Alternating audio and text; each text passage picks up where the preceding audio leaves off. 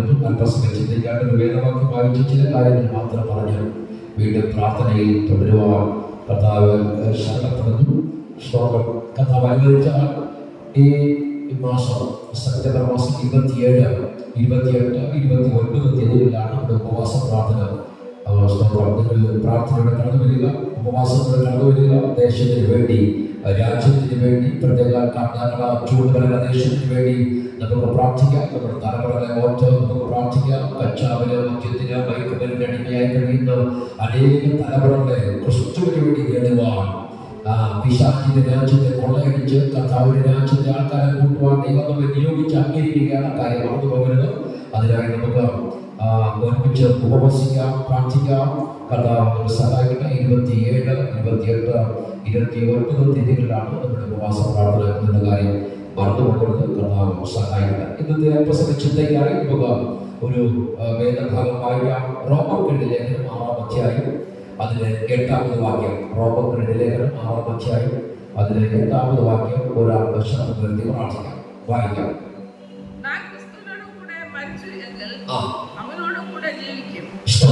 ക്രിസ്തുവിനോട് കൂടെ ആയിരിക്കുക. ക്രിസ്തുവിനോട് കൂടെ ദൈവ മക്കൾ, ദൈവ പൈതൽ ക്രിസ്തുവിനോട് കൂടെ ആയിരിക്കുക. അതാണ് ഇന്നത്തെ പ്രസംഗത്തിന്റെ പ്രമേയം, എന്റെ പ്രസംഗത്തിന്റെ ചിന്ത, എന്റെ പ്രസംഗത്തിന്റെ ഹെഡിങ് അതാണ് ക്രിസ്തുവിനോട് കൂടെ ആയിരിക്കുക. ക്രിസ്തുവിനോട് കൂടെ റോമർ 8 നമ്മൾ വായിച്ചു. ക്രിസ്തുവിനോട് മരിച്ചു എങ്കിൽ അവരോടുകൂടെ ജീവിക്കും. സ്നാനപ്പെടുന്നത് നമ്മൾ സഭയോട് ചേരാനാണോ, നമ്മുടെ സഭ രജിസ്റ്ററിൽ പേര് വയ്ക്കാൻ കരുതിയാണോ, നമ്മുടെ സംഘടനയോട് ചേരാൻ വേണ്ടിയാണോ? എന്തിനാണ് നമ്മൾ സ്നാനപ്പെടുന്നത്? കാരണം വേദപുസ്തകം പഠിപ്പിക്കുന്നുണ്ട്, നാം ക്രിസ്തുവിനോട് കൂടെ മരിച്ചു എങ്കിൽ അവരോടുകൂടെ ജീവിക്കും. പറഞ്ഞ വീട്ടിൽ സാധാരണ നമ്മൾ കേൾക്കാറുണ്ട്, ഒടുക്കത്തെ നാളിൽ വിശുദ്ധന്മാരുടെ ഗണത്തിൽ കാണാമെന്ന പ്രത്യാശ. ഈ പ്രത്യാശ ആകാവുന്ന ക്രിസ്തുവിൽ മരിച്ചവനാണെങ്കിൽ. ഒരുപാട് പേര് കഴിഞ്ഞ ദിവസം ഒരു 25 വയസ്സുള്ള കുഞ്ഞ് അവൾ മരിച്ചുപോയി. പ്രത്യാശയില്ല, നമുക്ക് പറയാൻ വാക്കുകളില്ല. നീയോ പെൺകൊള്ളുക, നീ വിശ്രമിച്ച് കാലാവസാനത്തിന്റെ മോഹത്തിൽ എഴുന്നേറ്റ് വരും. ചിലർ ലജ്ജയ്ക്കായിട്ടും ചിലർ നിത്യജീവനായിട്ടും എഴുന്നേറ്റ് വരും. അത് ഇപ്പോഴാ തീരുമാനിക്കട്ടെ, മരണശേഷമല്ല. ഇവിടെ വേദപുസ്തകങ്ങൾ പഠിപ്പിക്കുന്നുണ്ട്. റോമർ 8 വായിക്കുമ്പോൾ ക്രിസ്തുവിനോട് കൂടെ മരിച്ചുവെങ്കിൽ അവരോടുകൂടെ ജീവിക്കും. മരണം 2 വിധത്തിൽ. ഒന്ന്, ഉൽപ്പത്തി പുസ്തകം 17-ാം അധ്യായം 2-ാം വാക്യം വായിക്കുമ്പോൾ ഒരു ദൈവ തേജസ്സ് നഷ്ടപ്പെട്ട ആദമും ഹവ്വയും ദൈവവുമായി വേലാകുന്ന സമയത്ത് ഒരുമിച്ച് ദൈവത്തോട് കൂടെ വസിക്കുന്ന സമയമുണ്ടായിരുന്നു. തേജസ്സിന്റെ വസ്ത്രം നഷ്ടപ്പെട്ടപ്പോൾ ആദമേ നീ എവിടെ? മരിച്ചുവെട്ടിൽ കളഞ്ഞ ആദം വിളിച്ചു പറയുന്നുണ്ട്, ആത്മീക മരണം സംഭവിച്ചു. ദൈവത്തോട് കൂടെ വസിച്ച മനുഷ്യൻ, ദൈവത്തോട് കൂടെ ആയിരുന്ന മനുഷ്യൻ, ദൈവത്തോട് കൂടെ നടന്ന മനുഷ്യൻ, ദൈവമായിട്ട് ബന്ധപ്പെട്ട മനുഷ്യൻ ദൈവത്തിൽ നഷ്ടപ്പെട്ടു, ആത്മീകമായി മരണപ്പെട്ടു. അപ്പോസ്തലപ്രവൃത്തി 5-ാം അധ്യായം വായിക്കുമ്പോൾ അവിടെ അവർ ഭൗതികമായി മരണപ്പെടുന്നു. മരണം 2 വിധത്തിലാണ്. നമ്മൾ ഇന്ന് കർത്തവേശ എടുക്കുന്നുണ്ട്, ഇന്ന് കുട്ടേജനിക്കുന്നുണ്ട്, ഇന്ന് അപ്പം കൊടുക്കുന്നുണ്ട്, ഇന്ന് പ്രാർത്ഥിക്കുന്നുണ്ട്, ഇന്ന് പാട്ടുപാടി സാക്ഷ്യം പറയുന്നുണ്ട്, ഇന്ന് അന്യഭാഷയിൽ ആരാധിക്കുന്നുണ്ട്. പക്ഷെ നമ്മൾ ആത്മീയമായി മരണപ്പെടുന്നു, ഭൗതികമായി മരണപ്പെടുന്നു. ചിലരെ ആത്മീയമായ മരണപ്പെടുന്നത് ഭൗതിക മരണം പഴയ നിയമകാലം പോലെ പെട്ടെന്ന് സംഭവിക്കുന്നില്ല. ദുഷ്പ്രവർത്തികളുടെ ശിക്ഷാവധി ഉടനെ കിട്ടാത്തതുകൊണ്ട് മനുഷ്യൻ പാപം ചെയ്യാൻ ബന്ധപ്പെടുകയാണ്. ഉടനെ കിട്ടാത്തത് കൊണ്ട് നിങ്ങൾ ചിന്തിക്കരുത്, കർത്താവ് കാണുന്നില്ല, കർത്താവ് അറിയുന്നില്ല, ഇത് ദൈവം അറിയാതെയാണെന്നുള്ള കാര്യം മറന്നു പോകരുത്. അവന്റെ തട്ടിലോട്ടല്ല. ക്രിസ്തുവിനോട് കൂടെ മരിച്ചാൽ ക്രിസ്തുവിനോട് കൂടെ ജീവിക്കുക. റോമർ 5-ന്റെ 6-ന്റെ 5 വായിക്കുമ്പോൾ അവിടെ കാണാൻ സാധിക്കുന്നത് റോമർ 6-ന്റെ 5 അവന്റെ മരണത്തിന്റെ സാദൃശ്യത്തോട് ഏകീഭവിച്ചവരാണെങ്കിൽ പുനരുദ്ധാനത്തിന്റെ സാദൃശ്യത്തോട് ഏകീഭവിക്കും. അവന്റെ മരണത്തിന്റെ സാദൃശ്യത്തോട് ഏകീഭവിച്ചുവെങ്കിൽ കേട്ടോ യഹോവയായ ദൈവത്തിന്റെ കൽപ്പനയാലും നിന്റെ സാക്ഷി വചനത്താലും ഞാൻ നിന്റെ പിതാവിന്റെയും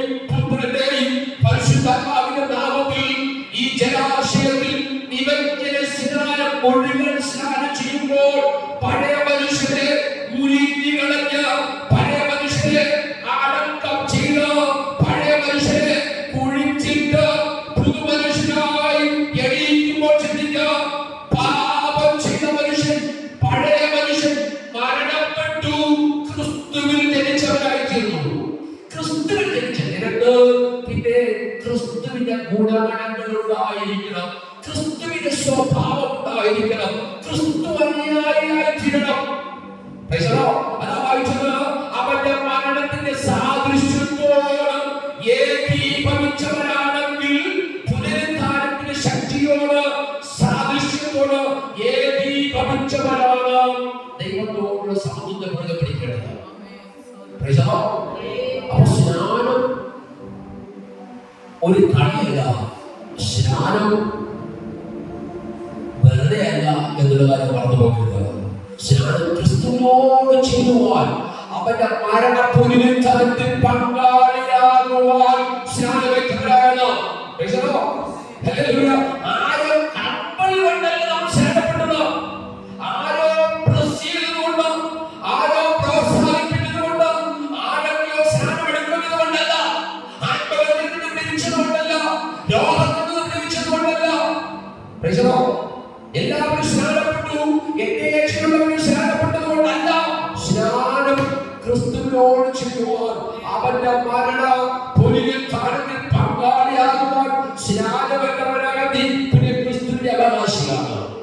ഒരു പെൺകുട്ടിയെ വിവാഹം കഴിക്കുന്നതിന് മുമ്പായിട്ട് കണ്ട് ഇഷ്ടപ്പെട്ട് വിവാഹ നിശ്ചയം ചെയ്യുമ്പോൾ യഹൂദന്റെ പാരമ്പര്യം അനുസരിച്ച് ഒരു റിംഗ് വിവാഹ നിശ്ചയം ചെയ്യപ്പെട്ട പെൺകുട്ടിക്ക് ഒരു റിംഗ് ഇടുന്നത് പോലെ കണ്ടോ, അവൻ അച്ചാരമാകുന്ന പരിശുദ്ധാത്മാവിനെ നിന്റെ മേലാക്കിയാൽ ഈ അച്ചാരം തന്നവർ ഒരു വർഷം കഴിഞ്ഞ് നിന്റെ കൊണ്ട് വേലി കഴിക്കുവാൻ, ആ വേലി കഴിക്കുവാൻ നിന്റെ വിളിക്കണമെങ്കിൽ പരിശുദ്ധാത്മാവിന്റെ അച്ചാരത്തിന്റെ ഉണ്ടായിരിക്കണം. ഹല്ലേലൂയ. ഇനി റോമർ 8:2 നോക്കി. 8:2 റോമർ 8:2 പാപസംബന്ധമായി മരിച്ചവരായ നാം ചിന്തിക്ക്. സ്നാനപ്പെട്ടത് എന്തിനാ സ്നാനപ്പെട്ടത്? സഭയോട് ചേരാനാണോ? ആത്മബന്ധത്തിൽ ഉപയോഗിച്ചത് കൊണ്ടാണോ? കടഭാരം മാറിയതുകൊണ്ടാണോ? രജിസ്റ്ററിൽ പേര് വെക്കാൻ കരുതിയാണോ? IPC ടൗൺ ചർച്ചിൽ വന്നതുകൊണ്ട് സ്നാനപ്പെടണമെന്ന് ആരെങ്കിലും നിർബന്ധിച്ചത് കൊണ്ടാണോ? അല്ലേ, അല്ല. പാപസംബന്ധമായി മരിച്ചിട്ടാണ് നീ സ്നാനപ്പെട്ടത്. ദൈവത്തോട് ചേർന്നെങ്കിൽ ഇനി എങ്ങനെ അത് ജീവിക്കാൻ കഴിയുന്നത്? ഹല്ലേലൂയ. അങ്ങനെ ചോദിക്കുന്നേ. 8:2 പാപസംബന്ധമായി മരിച്ചവരായ നാം ഇനി അത് ജീവിക്കുന്നത് എങ്ങനെ? പഴയ മനുഷ്യൻ ഉരുകി കളഞ്ഞു, പാപസ്വഭാവം നമ്മളിലില്ല. പഴയ മനുഷ്യൻ ആദമസന്തതിയായിരുന്നു, മരണപ്പെട്ടു. അവന്റെ മരണ പുനരുദ്ധാനത്തിൽ പങ്കാളിയാകുവാൻ സ്നാനമേറ്റ ക്രിസ്തുവിനോട് ചേർന്നെങ്കിൽ, അവന്റെ മരണത്തിന്റെ സാദൃശ്യത്തോട് ഏകീഭവിച്ചവരാണെങ്കിൽ പുനരുദ്ധാനത്തിന്റെ ശക്തിയോട് ഏകീഭവിക്കുവാൻ സ്നാനപ്പെട്ട ഞാൻ അല്ലെങ്കിൽ നമ്മൾ പിന്നെ അവനോട് ആ സദൃശനെ ജീവിക്കാതിരിക്കും. പിന്നെ എങ്ങനെ പാപത്തിന്റെ വഴിയിൽ ജീവിക്കാൻ കഴിയും? കൊലോസ്യരുടെ 3-ാം അധ്യായത്തിന്റെ 3-ാം വാക്യം നോക്കിയേ. കൊലോസ്യർ 3:3. അവിടെ പറയുന്ന ഒരു പദം നമ്മൾ ശ്രദ്ധിച്ചേ. കൊലോസ്യർ 3:3. കൊലോസ്യരുടെ 3-ാം അധ്യായം 3-ാം വാക്യം.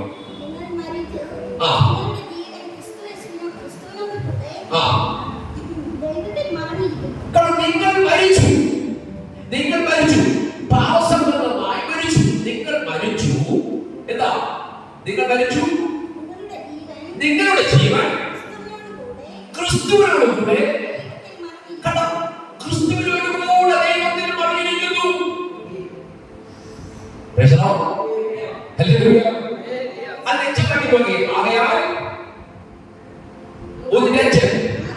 ആകയാൽ അപ്പോ നിങ്ങൾ മരിച്ചു, നിങ്ങളുടെ ജീവൻ ക്രിസ്തുവിനോട് കൂടെ ദൈവത്തിൽ മറിഞ്ഞിരിക്കുക. ആകയാൽ നിങ്ങൾ ദുർനടപ്പ്, അശുദ്ധി, അതിരാഗം, ദുർമോഹം, വിഗ്രഹാരാധന,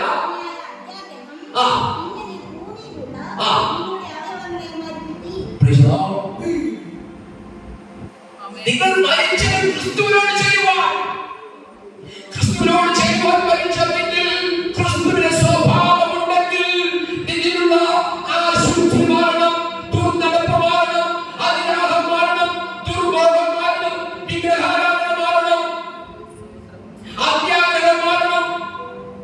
ആ വിധത്തിലുള്ള ആവയവങ്ങളെ മരവിപ്പിപ്പീൻ. ഹല്ലേലൂയ.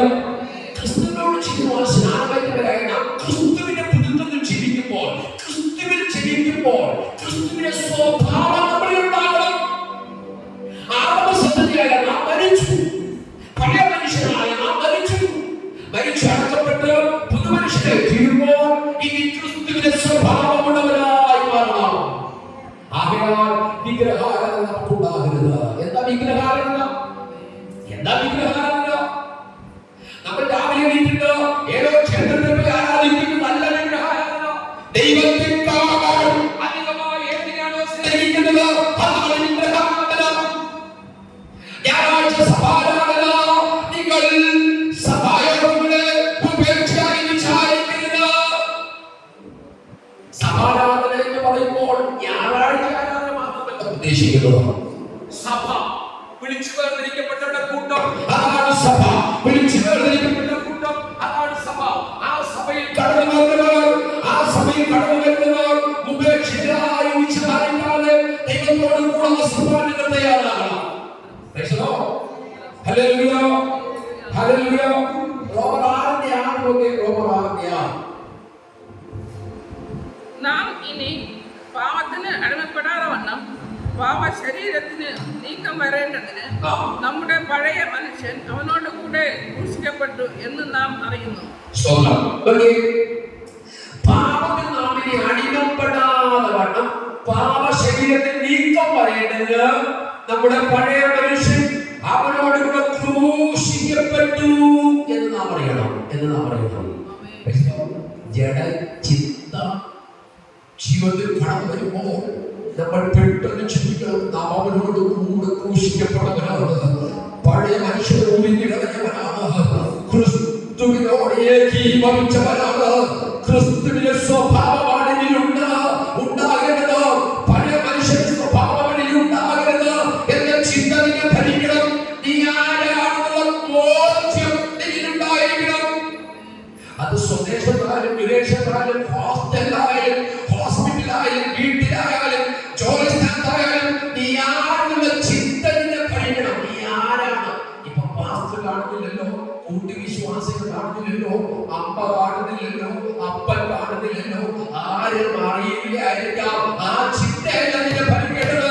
ജഡസ്വഭാവമുള്ള ചിന്തയല്ല നിന്നെ ഭരിക്കേണ്ടത്. നീ പഴയ മനുഷ്യനെ ഉരുങ്ങി കളഞ്ഞുവെങ്കിൽ ക്രിസ്തുവിനോട് ചേരുവാൻ ഏകീഭവിച്ചു എങ്കിൽ ക്രിസ്തുവിന്റെ മണവാട്ടിയായി കാത്തിരിക്കുന്ന ബുദ്ധിയുള്ള കന്യകമാരെ പോലെ മണവാളനെ വിളിക്കായി കാത്തിരിക്കുന്ന കന്യകയാണെങ്കിൽ നിന്നിൽ പാപസ്വഭാവം ഉണ്ടാകരുത്. പാപസ്വഭാവമുള്ള നീ കർത്താവിനെ കാണാതെ കേൾക്കയില്ല. മരിച്ചവരെ അക്ഷരായി വരുന്ന ആ പൊട്ടുലയിൽ കർത്താവിനോട് എതിരെ കഴിയാതെ അപ്പൊ ക്രിസ്തുവിനോട് ക്രൂശിക്കപ്പെട്ട നീ ഇനി പാപത്തിൽ അടിമപ്പെടാതെ വണ്ണം പാപ ശരീരത്തിൽ നീക്കം വരേണ്ടതിന് നമ്മുടെ പഴയ മനുഷ്യൻ അവനോട് കൂടെ ക്രൂശിക്കപ്പെട്ടു എന്ന കാര്യം മറന്നു പോകരുത്. പഴയ മനുഷ്യൻ നമ്മുടെ ഉണ്ടാകരുത്, പഴയ സ്വഭാവം നമുക്കുണ്ടാകരുത്, മുൻകോപം നമുക്കുണ്ടാകരുത്, വിഗ്രഹാരാധന നമുക്കുണ്ടാകരുത്, അതിരാപം നമുക്കുണ്ടാകരുത്. പിന്നെ നമ്മുടെ ജീവിതത്തിൽ പഴയ സ്വഭാവം ഉണ്ടാകരുത്. ക്രിസ്തുവിനോട് ചെയ്യുവാൻ ക്രൂശിക്കപ്പെട്ട വ്യക്തിയാണ് ഞാനെന്നുള്ള ചിന്ത നമ്മളിൽ ഉണ്ടാകുന്നു. അതിനെന്താ ചെയ്യേണ്ടത്? ഡെയിലി ബ്രെഡാണ് ദൈവം. ഡെയിലി ബ്രെഡ് നമ്മൾ ദിവസവും വായിക്കണം, ദിവസവും പ്രാർത്ഥിക്കണം. പ്രഭാതത്തിൽ എണീറ്റ് പ്രാർത്ഥിക്കുന്ന കർത്താവേ, എന്റെ മേൽ ദൃഷ്ടി വെച്ച് ആരോഗ്യം പറഞ്ഞു തരുന്ന എന്റെ മേൽ ദൃഷ്ടി വെച്ച് ആലോചന പറഞ്ഞു തരണം. എന്റെ മേൽ ദൃഷ്ടി വെച്ച് ആലോചന പറഞ്ഞു തരണം. പാപ സ്വഭാവത്തിൽ വീഴുവാൻ, പാപ വഴികളിൽ വീഴുവാൻ, പാപ ചിന്തയിൽ വീഴുവാൻ, പാപ സ്വഭാവങ്ങളിൽ വീഴുവാൻ അനുവദിക്കാതെ വണ്ണം ദൃഷ്ടി വെച്ച് ആലോചന പറഞ്ഞു തരുന്ന കർത്താവ് കാലത്ത് തന്നെ നിന്റെ ദയ കൊണ്ട് എന്നെ തൃപ്തി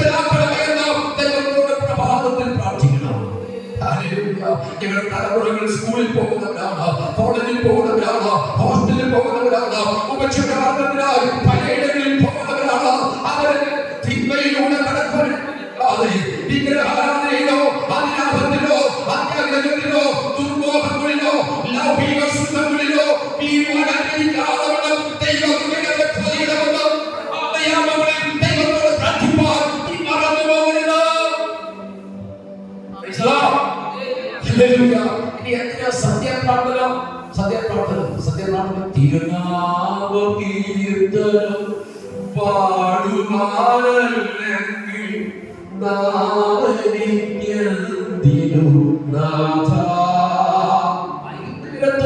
ദൈവത്തോട് നീ പറയണപ്പാ,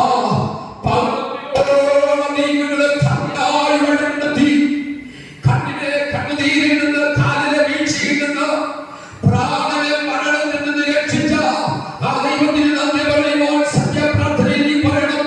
എന്റെ മേൽ ദൃഷ്ടി വെച്ചാലോ എന്ന് പറഞ്ഞു തരുന്ന പാപവഴി വീണ്ടു പോകാതെ, അപകടത്തിൽ വീണ്ടു പോകാതെ, അനർത്ഥത്തിൽ വീണ്ടു പോകാതെ ദൈവമെന്ന് കൊണ്ട് നന്ദി പറയാൻ മറന്നു പോകരുത്.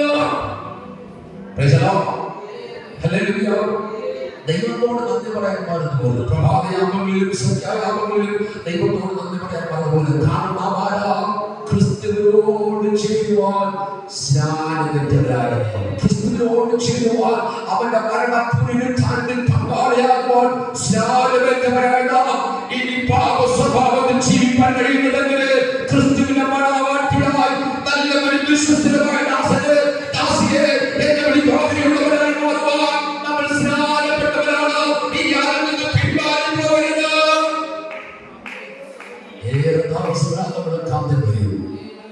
തന്റെ മക്കളെ ചേർക്കുവാൻ വിശുദ്ധിയിൽ ആളുകൾ വെള്ളയുടെ നഷ്ടപ്പെട്ടു പോകാതെ മലിനപ്പെട്ടു പോകാതെ ഇവരെ എവിടെ നിന്ന് വരുന്നവോ ഇവർ മഹാകഷ്ടത്തിൽ നിന്ന് വരുന്നവോ വെള്ളയുടെ സൂക്ഷിച്ചവോ നല്ല വിശ്വസ്തമായ ദാസിയെ ഉണ്ടാകുവാൻ കർത്താവ് കൃപ നൽകട്ടെ. ഇതിന്റെ തുടർഭാഗം ഇനിയും നമുക്ക് ചിന്തിപ്പാറുണ്ട്. കർത്താവ് അനുവദിച്ചാൽ അടുത്ത ആഴ്ച നമുക്ക് തുടരാം.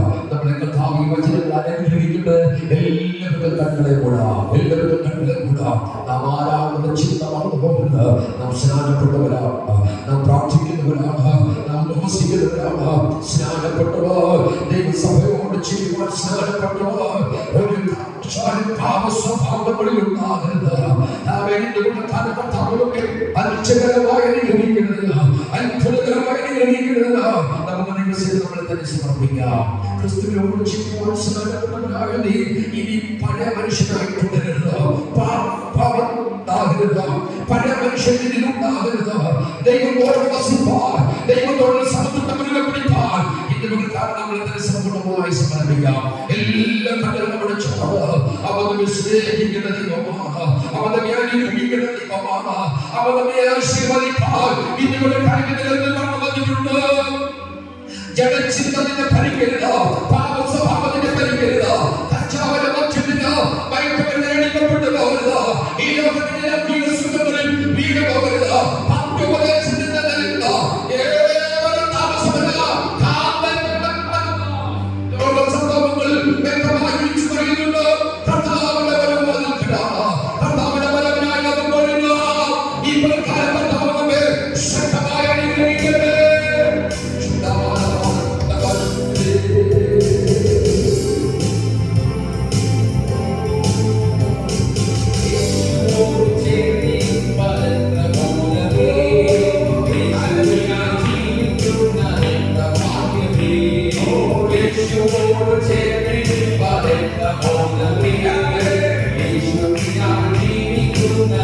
Papa,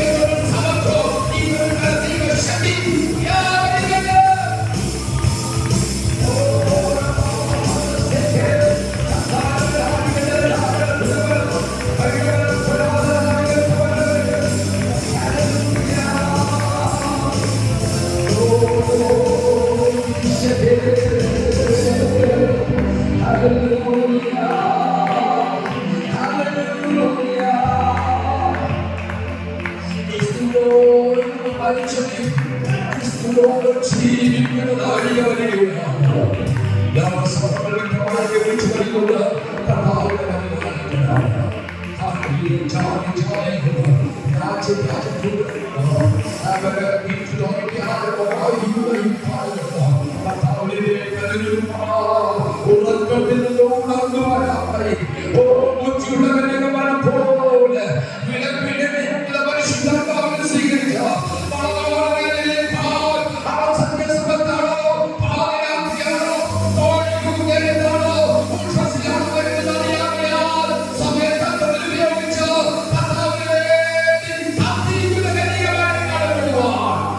മതിലുകളിലായി പ്രാർത്ഥിക്കുന്നു.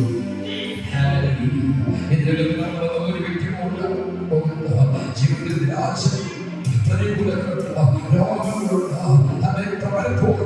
ജീവിതത്തിൽ നിരാശകൾ വരുമ്പോൾ ദൈവം നിരാശപ്പെട്ടു പോകരുത്. ആരാധനയ്ക്ക് കടന്നു വരുക ആരോഗ്യമായി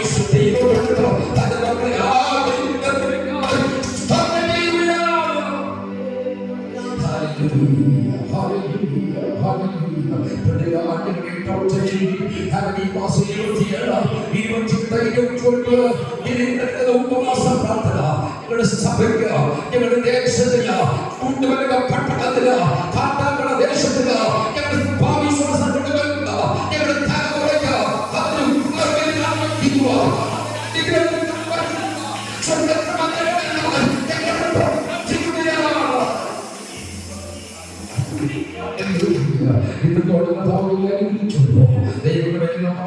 സമാധാനത്തോടെ കടന്നുകൊണ്ട് കർത്താവിന്റെ സാന്നിധ്യത്തിൽ ഓരോരുത്തരും കഴിഞ്ഞ ആഴ്ചയുടെ കർത്താവിന്റെ വിക്ഷേപത്തോടെ പരിപാലിച്ചു. ആപത്തുകൾ കൂടാതെ അരട്ടുകൾ കൂടാതെ കണ്ണിനെ കണ്ണുനീരിൽ നിന്ന് കാലിനെ വീഴ്ചയിൽ നിന്ന് പ്രാണനെ മരണത്തിൽ നിന്ന് രക്ഷിച്ച കർത്താവ് തുടർന്നുള്ള ദിവസങ്ങളിലും ദൈവകൃപയുടെ ഞങ്ങൾ പോകുന്ന യാത്രയിൽ ഓടിക്കുന്ന വാഹനങ്ങളിൽ ഓടുന്ന വാഹനങ്ങളിൽ ഞങ്ങൾ കയറുന്ന വാഹനങ്ങളിൽ ഞങ്ങൾ പാർക്കുന്ന ഇടങ്ങളിൽ ഞങ്ങൾ ജോലി ചെയ്ത സ്ഥാപനങ്ങളിൽ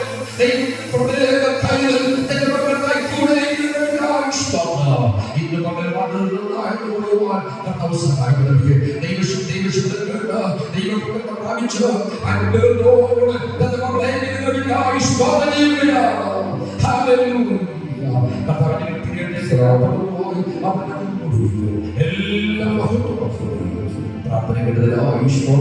യേശുവിന്റെ നാമത്തിൽ തന്നെ അനുഗ്രഹത്തോടെ